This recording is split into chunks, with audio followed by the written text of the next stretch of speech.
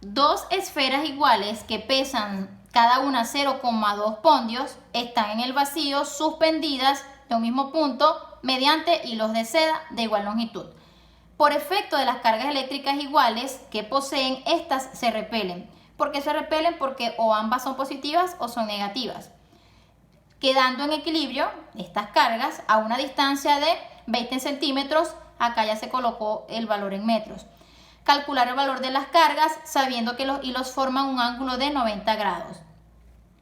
Vamos a trabajar en el sistema MKS. Acá se realiza la conversión del peso, que es 0,2 pondios a newton, y la distancia de 20 centímetros a metros.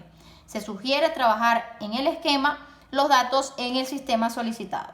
Ahora bien, acá están los hilos, las dos cargas separadas por dicha distancia. El análisis que voy a hacer aquí se pudo haber hecho tanto a la izquierda como a la derecha, puesto que las cargas son iguales.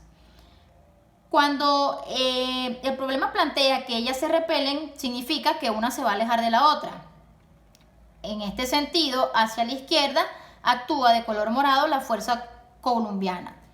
El peso queda representado en dirección vertical y sentido hacia abajo, y para poder realizar gráficamente la fuerza resultante se realizan o se trazan las paralelas segmentadas. Donde se cortan, se obtiene la fuerza resultante de estas dos fuerzas, cuya dirección debe ser obligatoriamente la misma de los hilos de seda. Por eso está acá en el mismo color.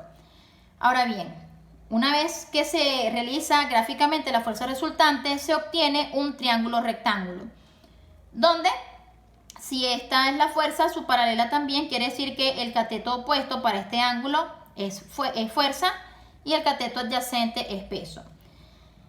Se va a resolver o se va a aplicar una razón trigonométrica para poder conocer la fuerza, que es la que necesito en la ley de Newton.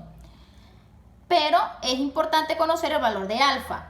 Para conocer dicho valor se deben apoyar en los ángulos correspondientes, que son aquellos que se forman cuando tengo dos rectas paralelas, una transversal, y en mi caso ofrezco como estrategia didáctica el caso F. Tengo acá la F que se forma acá, entonces los ángulos de las axilas de las F son iguales. ¿Por qué se asume que este ángulo es 45? Porque en el problema dice que los hilos, una vez que las cargas quedan equilibradas, forman 90 grados. Si se traza la mediatriz, ocurre una bisección del ángulo de 90 grados, es decir, lo divide en partes iguales, que donde queda acá es 45.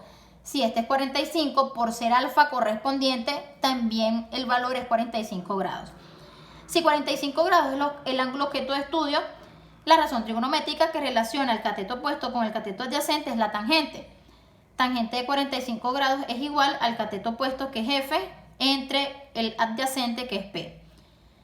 Deseo conocer a F, P está dividiendo, se transpone multiplicando, tal como queda aquí, es igual a F. La tangente de 45 es 1. 1 por P es P. Queda esta expresión en este ejercicio. Peso es igual a fuerza. Quiere decir que el peso que ya proporcionó el problema es la misma fuerza.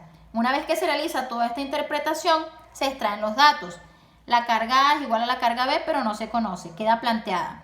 La distancia entre las cargas es 2 por 10 a la menos 1 metro. La fuerza ya se interpretó de dónde sale, que es este valor. Y la constante en el vacío sigue siendo 9 por 10 a la 9 newton por metro cuadrado sobre Q al cuadrado. Esta es la fórmula de la ley de Coulomb. Pero como el problema plantea que las cargas son iguales, Q por Q, Q al cuadrado. La fórmula queda un poquito más pequeña, donde facilita el despeje. A través del mínimo vamos a despejar a la Q.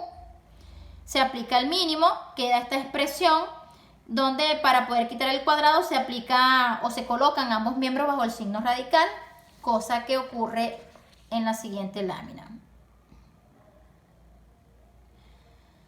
Una vez que se conoce que para conocer la carga es la raíz cuadrada de la fuerza por la distancia al cuadrado entre la constante, se sustituyen los datos.